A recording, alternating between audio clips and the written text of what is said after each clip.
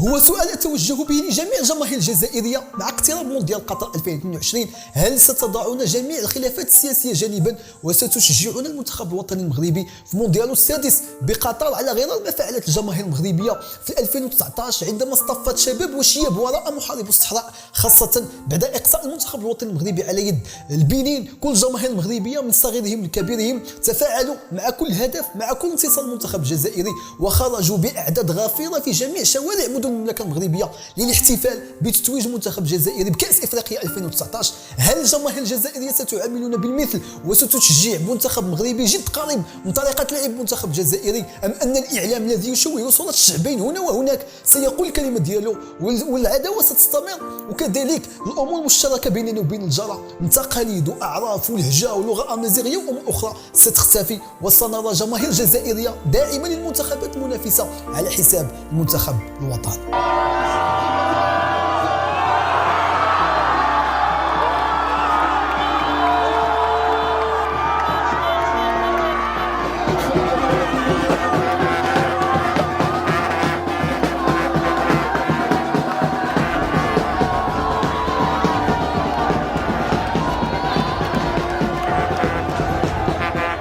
الرحيم حنا كنفتخروا بالفوز ديال المنتخب الجزائري. الجيريا لعبوا الكره، لعبوا بالروح القتاليه. ايوا فرحنا ليهم. الجزائر بحالنا بحالهم، بحال المغاربه بحال الجزائر، فرحنا ليهم.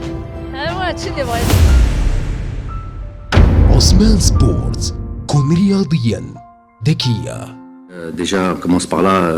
Bonne chance à l'équipe nationale du Maroc, à l'équipe nationale de Tunisie et toutes ces équipes africaines à la Kouli Hal. On leur souhaite bonne chance pour cette Coupe du Monde. بداية تحية تقدير كبيرة للمدرب جمال بلماضي اللي أعلن على التضامن وعلى التشجيع ديالو للمنتخب الوطني المغربي، وكذلك للمدرب وليد الركراكي، وقال بنفسه على أننا تلقينا تشجيع كبير من المغاربة سنة 2019. ما نساوش أيضا واحد النقطة مهمة، المنتخب المغربي والجزائري عبر التاريخ تقاسموا مجموعة من اللاعبين ذوي الجنسية المزدوجة، الأب مغربي والأم جزائرية أو العكس، على غرار لعب المدافع السابق للمنتخب الوطني المغربي بن عطية، وسط ميدان المنتخب الجزائري إيت ناصر ابن مدينة تازة المغربية، واللي قدم أداء ولا أروع في وسط ميدان المنتخب الجزائري في 2019 وتوج كأفضل لاعب بالدورة. لكن للأسف مجموعة من المنابر الإعلامية خلقت الفتنة بين الجماهير المغربية والجزائرية حتى أصبحنا نترك الأمور المهمة ونتشاجر حول أصل الزليج، هل هو مغربي أم جزائري؟ حول أصل الجلابة كذلك، هل هي مغربية أم جزائرية؟ يعني أدخلونا في نفق مظلم لا نهاية له من المقارنات التافهة.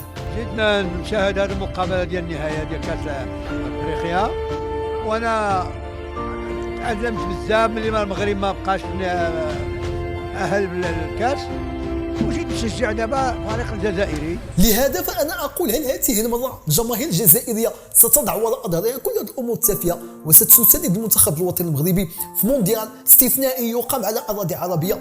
لأن النجاح ديال المنتخب الوطني المغربي في مونديال قطر 2022 هو نجاح الكرة الشمال الإفريقية والكرة المغاربية والعربية بشكل عام، وخاصة أيضا نقطة مهمة جدا، الجمهور المغربي هو جمهور جد متابع للكرة الجزائرية وللمنتخب الجزائري، وأنا واحد منهم. وأذكر جيدا مونديال 2014 كيف كانت الجماهير المغربية تتفاعل في المقاهي مع المنتخب الجزائري، وكنا كنذكروا الجيل ديال 2014 اللي فيه سوداني، فيه تايدر، فيه سليماني، بولحي، حليش، غلام، بالكالم، يعني جيل تحت قيادة البوسني فايد خليلوزيتش قدموا مونديال استثنائي وملحمة تاريخية أمام المنتخب الألماني اللي كانوا قاب قوسين أو أدنى من تحقيق إنجاز تاريخي والتأهل لربع نهائي كأس العالم 2014. الله يرضي عليهم، الله يرضي عليكم، الله يرضي عليكم.